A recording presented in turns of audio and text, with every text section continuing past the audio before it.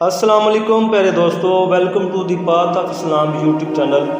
آج کی اس ویڈیو میں آپ کے ساتھ شیئر کروں گا شہزادی فلپانہ کا قصہ، اور اس قصہ کو سننے کے بعد آپ کو فخر ہوگا اور آپ کہہ اٹھیں گے الحمدللہ میں ایک مسلمان ہوں اور مسلمان گھرانے سے تعلق رکھتا ہوں۔ تو یہ ایک واقعہ فلپانہ شہزادی کا ہے۔ افریقہ پر رومیوں کی حکومت تھی۔ بادشاہ گریگوری کی بیٹی فلپانہ بہت بہادر اور دلیر لڑکی تھی۔ فلپانہ میدان جنگ میں مردوں کے شانہ بشانہ لڑتی تھی۔ حضرت عثمان رضی اللہ تعالیٰ عنہ کا دور خلافت تھا۔ مصر کے گورنر عبداللہ بن ابی سرا تھے اور مسلمانوں اور عیسائیوں میں زبردست جنگ جاری تھی۔ عیسائیوں کی فوج مسلمانوں کے مقابلے میں بہت زیادہ تھی، مگر مسلمان اس بات کی پرواہ کیے بغیر بہت بہادری اور دلیری سے ان کا مقابلہ کر رہے تھے۔ ایک مدت تک جنگ کا کوئی فیصلہ نہ ہوا تو رومن بادشاہ نے اعلان کیا جو بھی سپاہی مسلمانوں کے سپہ سالار ابن ابی سرا کا سر کاٹ کر لائے گا، اس کو انعام و اکرام کے ساتھ اپنی بیٹی فلپانہ کا نکاح بھی کر دوں گا۔ بادشاہ کی یہ بات سن کر سپاہیوں میں ایک نیا جوش اور غلغلہ دیکھنے میں آیا۔ بھلا کون فلپانہ سے شادی کرنے کا خواہش مند نہیں تھا؟ ابن ابی سرا نے سیدنا عثمان رضی اللہ تعالیٰ عنہ سے مدد طلب کی اور آپ نے عبداللہ بن زبیر رضی اللہ تعالیٰ عنہ کو ایک فوجی دستہ دے کر مسلمانوں کی مدد کے لیے روانہ کیا۔ ادھر فلپانہ سے شادی کے خواہش مند کٹ کٹ کر گر رہے تھے، مگر ان کی کوشش میں کوئی کمی نظر نہیں آ رہی تھی۔ یہ دیکھ کر مسلمان سپاہی گھبرا گئے اور ان میں سے چند افسروں نے بیٹھ کر یہ فیصلہ کیا کہ ابن ابی سرا میدان میں نہ جائیں تاکہ ان کو کوئی تکلیف نہ پہنچے۔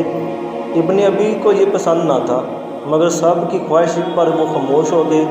جب عبداللہ بن زبیر کمک لے کر پہنچ گئے، مگر وہ یہ دیکھ کر حیران ہوئے کہ سپاہی تو لڑ رہے ہیں مگر سردار خیمے میں آرام کر رہے ہیں۔ انہوں نے ابن ابی سرا سے کہا کہ ایک بہادر سپہ سالار کو یہ زیب نہیں دیتا کہ وہ خود تو بیٹھا رہے اور سپاہی لڑتے رہیں، کیا آپ کو شہید کی موت پسند نہیں؟ ابن ابی سرا نے سارا واقعہ بیان کیا اور کہا کہ انہیں بھی یہ پسند نہیں، مگر وہ سب کے کہنے پر مجبور ہو گئے تھے۔ عبداللہ بن زبیر نے مسکرا کر فرمایا، آپ بھی یہ اعلان کر دیتے کہ جو گریگوری کا سر کاٹ کر لائے گا اس کی شادی فلپانہ سے کر دی جائے گی۔ یہ اعلان ہو گیا۔ کمک آ جانے سے جنگ میں شدت آ گئی تھی۔ آدھے دن تک میدان لاشوں سے اٹھ گیا تھا۔ مسلمانوں میں عبداللہ بن زبیر کے حملہ بہت زیادہ مشہور تھے۔ وہ بہت خطرناک اور دلیر جنگجو تھے۔ ان کی جرأت مندانہ حملوں کو دیکھ کر فلپانہ نے کئی مرتبہ ان پر حملہ کیا، مگر انہوں نے ہر مرتبہ اس کا وار بچا کر اس پر حملے سے گریز کیا۔ وہ عورت پر ہاتھ اٹھانا پسند نہیں کرتے تھے۔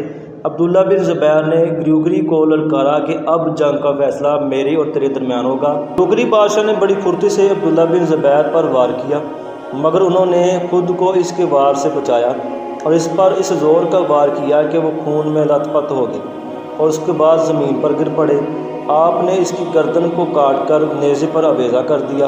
اپنے بادشاہ کے سر کو کٹا دیکھ کر فوج کے حوصلے پست ہو گئے اور وہ میدان چھوڑ کر بھاگ گئے۔ سپاہیوں کے ساتھ ساتھ فلپانہ کو بھی گرفتار کر لیا گیا۔ اسلامی فوج کی خوش دیدنی تھی کہ جب مال غنیمت تقسیم ہونے لگا تو عبداللہ بن زبیر وہاں پہ موجود نہ تھے۔ ابن ابی سرا نے انہیں بلوایا اور فرمایا کہ اعلان کے مطابق فلپانہ تمہاری، لیکن انہوں نے یہ کہہ کر انکار کر دیا کہ میں نے جس پاک جذبے کے تحت جہاد کیا میں انعام لے کر اسے آلودہ نہیں کرنا چاہتا۔ آپ کو حق ہے کہ فلپانہ کو آپ جس کو چاہیں دے دیں، میں اس حق سے دستبردار ہوتا ہوں۔ فلپانہ آپ کی بہادری اور شجاعت سے اس قدر متاثر ہوئی کہ اس نے کہا میں عبداللہ بن زبیر کے علاوہ کسی کو حق نہیں دیتی کہ وہ مجھے اپنے ساتھ رکھے، اور میں دل سے اسلام قبول کرتی ہوں۔ تو اس واقعے کو سننے کے بعد ہم سب کو یہ درس حاصل ہوتا ہے کہ اللہ تعالیٰ کی ذات جو ہے ان لوگوں کے اوپر بہت مہربان ہوتی ہے جو ساری کی ساری امیدیں اور سارے کے سارے جو جذبے ہیں اللہ تعالیٰ کے لیے رکھتے ہیں۔ اللہ تعالیٰ اسی طرح ہمیں بھی بہادری اور شجاعت کا مظاہرہ کرنے کی توفیق عطا فرمائے۔ میری اس ویڈیو کو لائک کر دیں، چینل کو سبسکرائب کر دیں۔ تھینک یو، اللہ حافظ۔